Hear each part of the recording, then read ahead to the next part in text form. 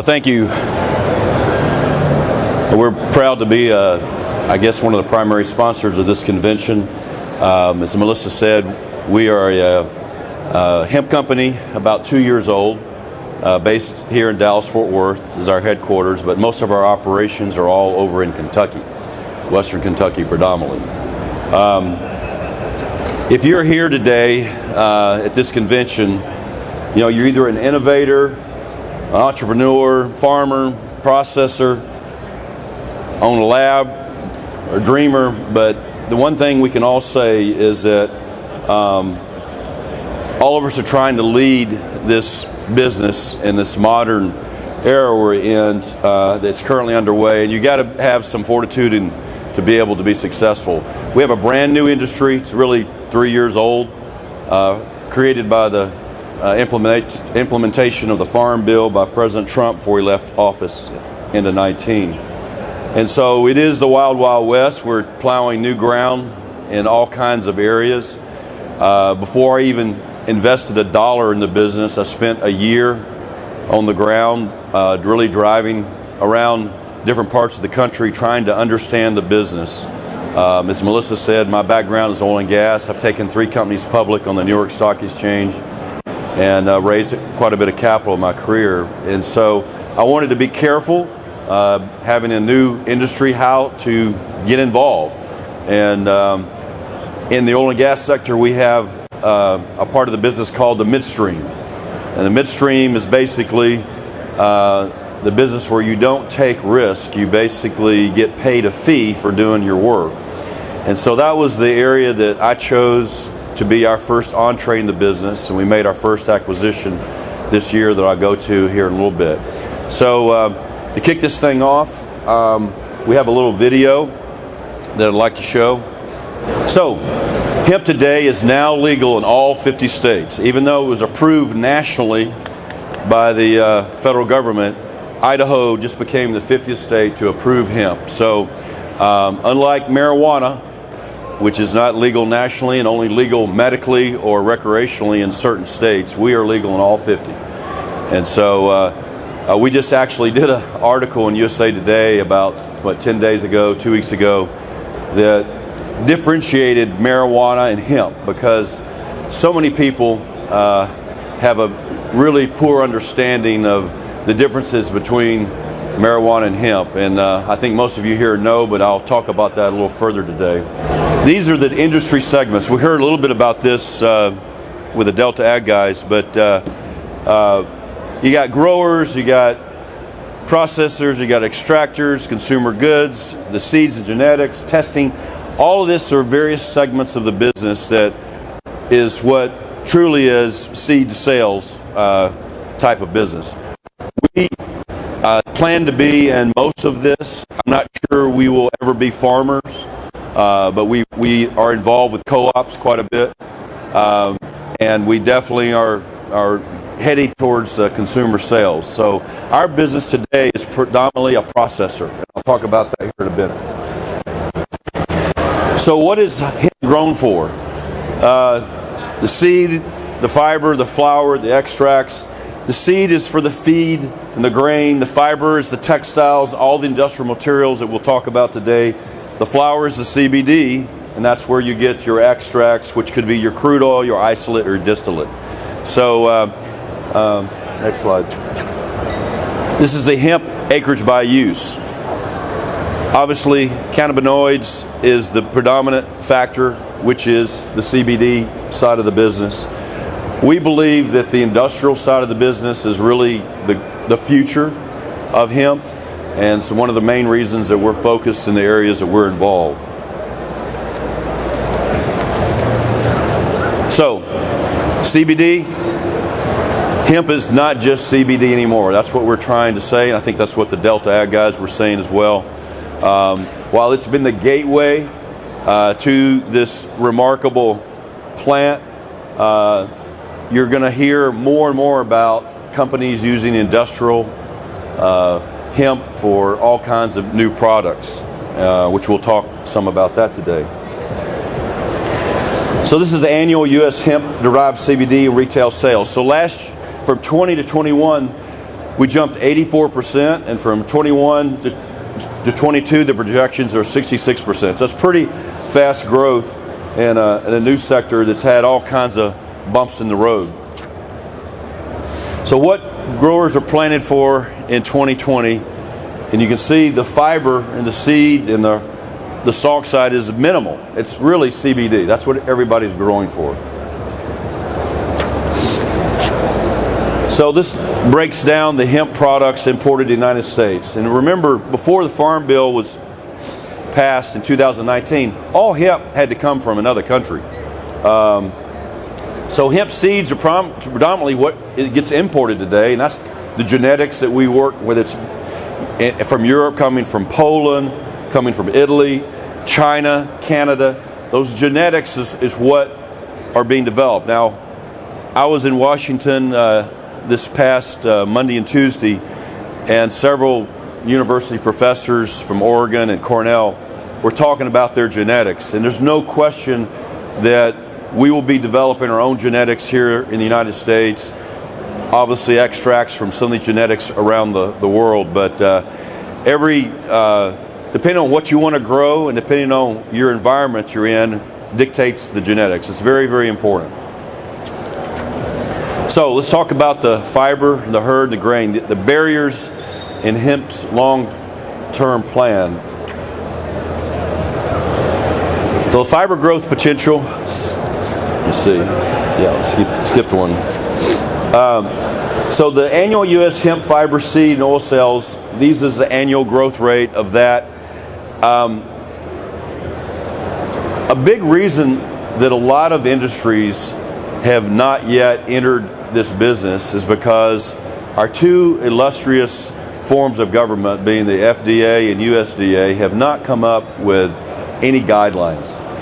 Even though the law was passed and it's legal in all 50 states, industry is still scared. And why is that? Banks today, it's very hard to find a bank that will bank a hemp company. It took me months and had to go through legal departments of several banks. The concern by the banking industry is that if there's anything illegal, they get slapped a hefty fine. Board of directors are personally liable. They can lose their license in their states. It's just not worth it to them. So again, until we get stronger government support in this industry, it's going to be a slower evolution of all these different companies moving into the business to get involved, whether it be on the CBD side or the industrial side. So this is the fiber growth potential. As we see it, construction materials are the primary source. Automotive, bioplastics, non-woven textiles, consumer textiles, paper and pulp. And we believe that we're already beginning to see significant growth in these areas. So now we're in the chicken and the egg dilemma. Farmers need to be ensured that a qualified buyer exists that will buy their crop. It's the same token, the manufacturers want to have the know-how that they can get the reliable supply that they need to build whatever they're building. So we've got a few companies that have stood out: Levi Strauss, Patagonia, BMW. They're all hemp visionaries that have gotten involved in this sector and are beginning to help solve some of the supply chain issues. Our business, Generation Hemp, is attempting to address this issue, trying to put the ends to the means. So, industrial applications and mainstream products.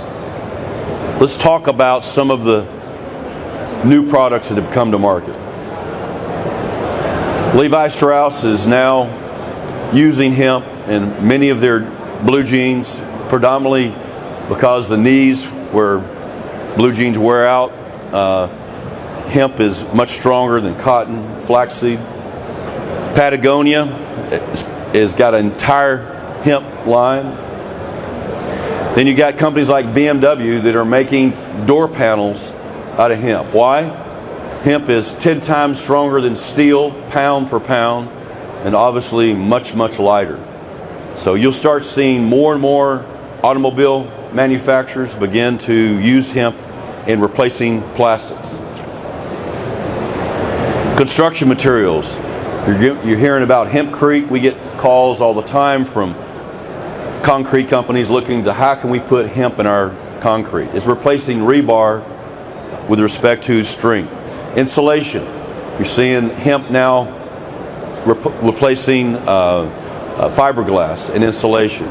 So a lot of these things are still in the infancy stage, but you'll be hearing more and more about that in the near future. So this is our acquisition we made in January. This is the midstream sector I mentioned to you. We have a 48,000 square foot facility. I beg that we have more inventory than any company. Today, I think we're sitting on 11 million pounds of inventory, and that's growing. So you heard there was an oversupply, obviously, of hemp crops in 2019 and 20, and we are working that off. And there's definitely a stabilization going on in the market today. We're seeing it in lots of different ways. So this is the kind of the value stream of hemp, from genetics and seeds to the growing of the crop, the midstream sector where we are, the extraction labs, which we'll be entering into soon, and consumer goods.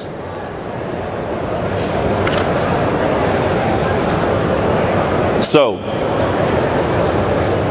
with all this biomass I mentioned, we have over 11 million pounds, we had to figure out, well, what can we make out of this biomass?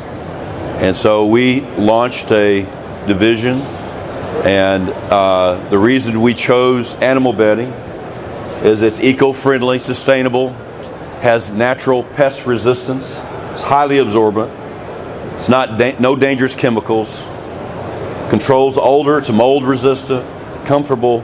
We know it's comfortable. Chickens tell us all the time. But seriously, we brought some chickens to a show we had recently, and I watched these daggum chickens for 2 days, and they seem to be the happiest chickens I've ever seen. They built them a little bed. I thought they were going to lay some eggs, but they didn't. But anyway, they seemed very content. So this is our new Rowdy Rooster hemp line. We launched it about a month ago. We got approval on a number of different sales channels, Amazon, Shopify, and we're now talking to independent brokers and distributors, and we're pretty excited about it. We've learned a lot in just making this new product. It's going to help us with 3 or 4 different products we hope to be announcing over the next 6 months. See, I gave you 6 months. Okay, extraction labs. This is the next leg of our stool. This is our job at our company is we take that wet hemp from the field. When the farmer harvests that hemp, he puts it in super sacks, he brings it to us. It's typically 85% moisture.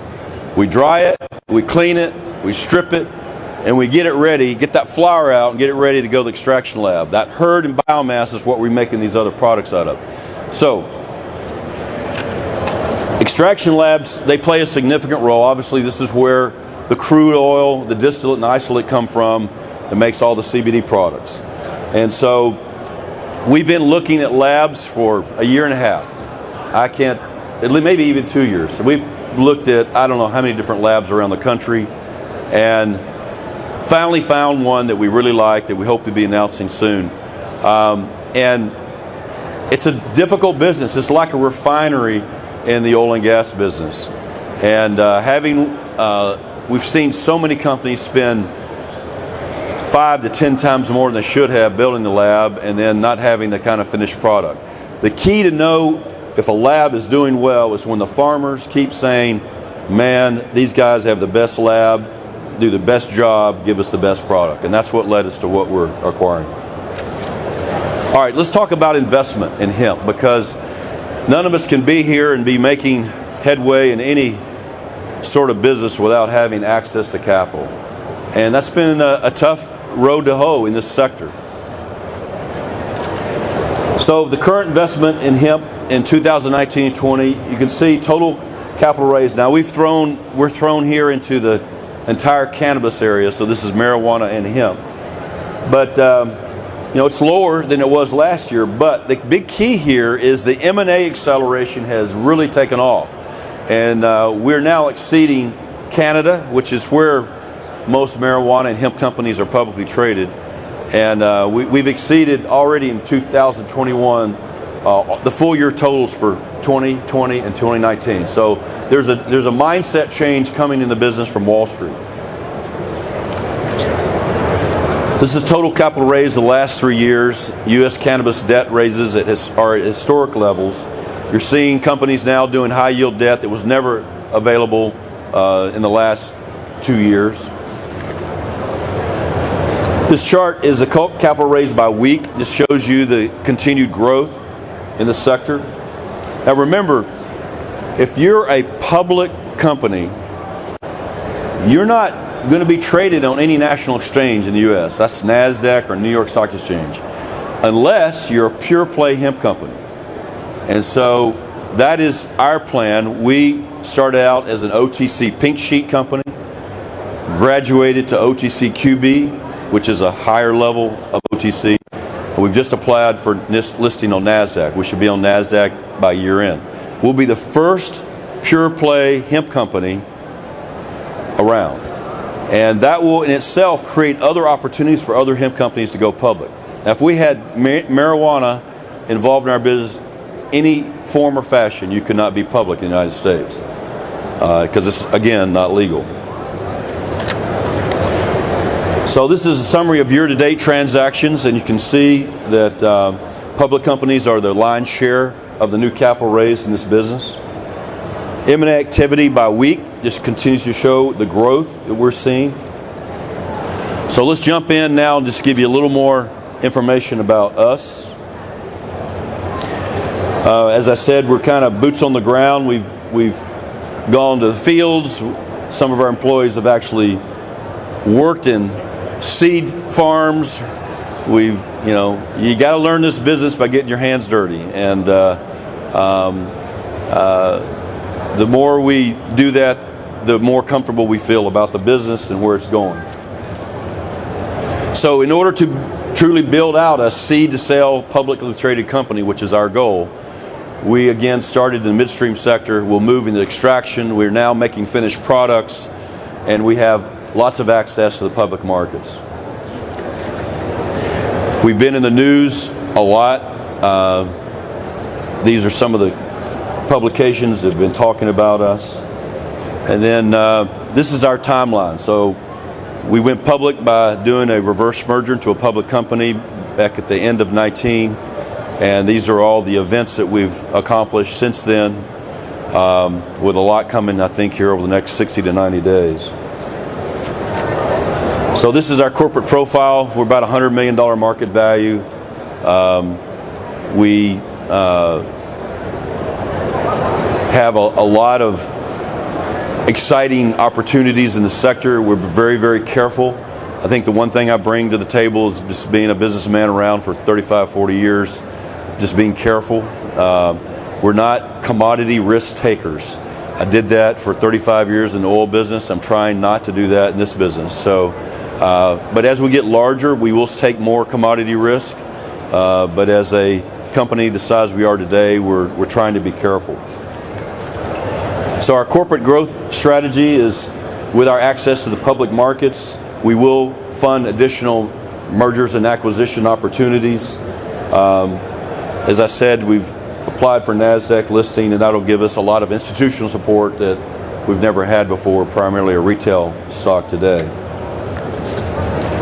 So a lot of our people are here today. Our booth is at G33. We've got all kinds of neat stuff at the booth. You can see our animal bedding product, and we've got some companies that we do business with. I'm drinking a hemp-infused CBD drink that you should come over and try. So we're anxious to see that what you have to offer. I think we also have a lady doing massages with a hemp derived lotion from Cosmetic. So we welcome you to come by and visit us, meet with us. As I said, most of our management team is here. And I'd like to now open up the floor to any questions that you may have. Be happy to answer any of them. Pure Play Hemp Company, I'm just curious as to why now you guys are targeting the NASDAQ, and you said it may open it up for other hemp companies as the space kind of emerges. What's your outlook, for the public markets, in the hemp space in general? And then, secondly, do you think that trend will continue as you see legalization on the marijuana side, or do you feel like that ultimately consolidates in together in those public markets? So, as I mentioned, my whole career has been with public companies. There's not any cheaper capital in the world than on the public markets. So, I'm looking for cheaper capital, and having the background that I have from the energy sector, I'm able to use those same banks are willing to back me in the public markets in the new sector.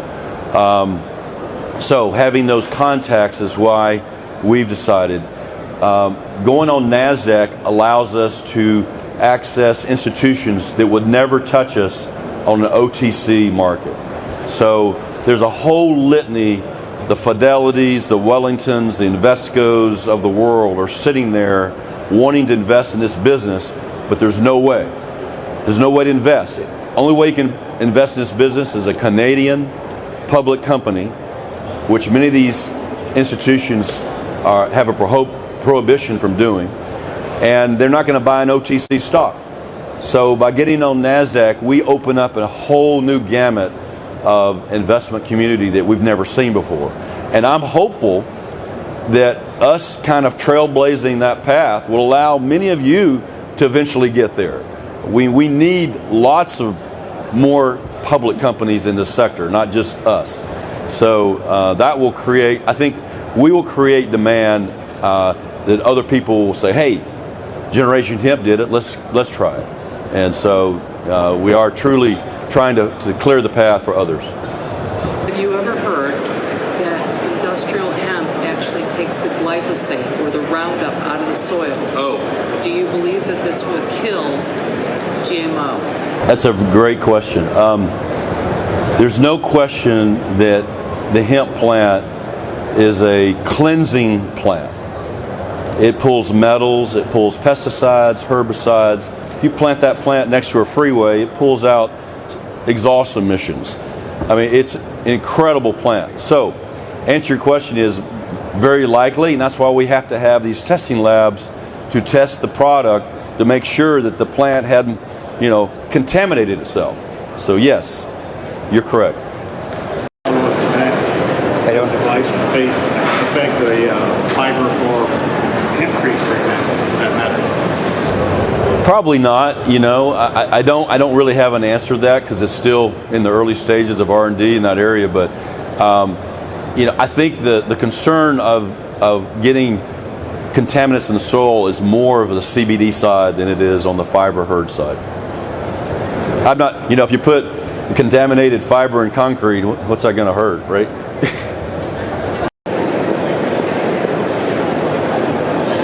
Thank you for the presentation. So you brought up animal bedding, and one of the things that I've been trying to do is write what are the specs that people are buying and selling different products for. And with herd, I'm having a hard time because it sounds like animal bedding has higher standards of quality standards than even the builders need for hempcrete. Can you speak to the different levels of rigor that it takes to create quality animal bedding versus other byproducts from herd? So, we didn't have to go through any kind of testing lab when we started selling animal bedding. We tested it ourselves with farms. We tested with horses and people that were using straw or other peat moss or other forms of bedding, and the response was this phenomenal that, wow, this is so much more absorbent than straw. It lasts 2 to 3 times longer. The horses seem to like it, and so it was really a trial and error.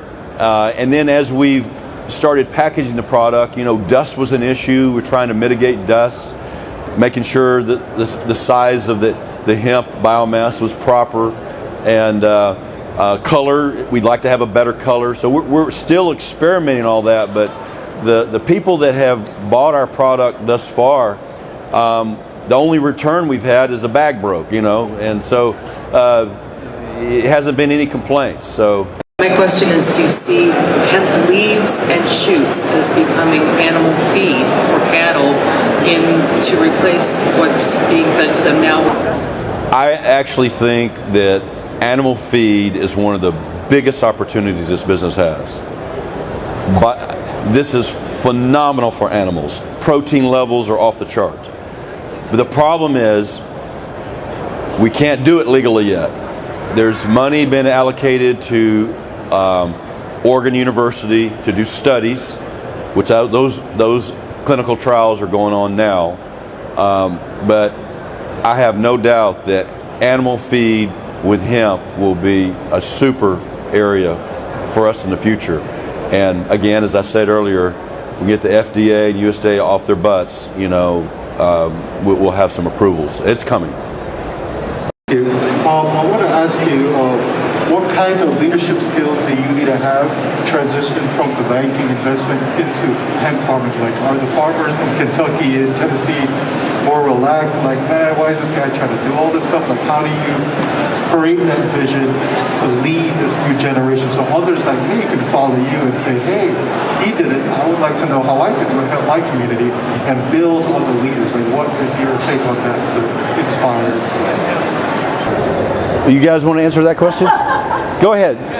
Go give it to him. Come on. Go ahead, Jack. Well, I mean, I think the answer to the question is you find the right people, and it's much easier said than done. But we were lucky enough to travel Kentucky probably for 6 to 8 months before we made the initial investment, and we hired a local team there. And to be completely honest, one of the only reasons we still exist is because we hired the right people.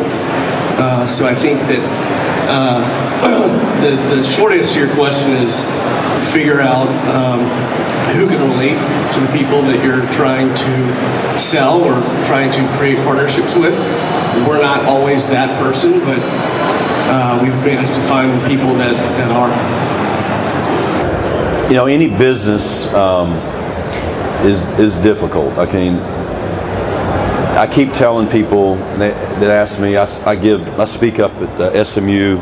It's the MBAs coming out of SMU once a year, and I use the word tenacity.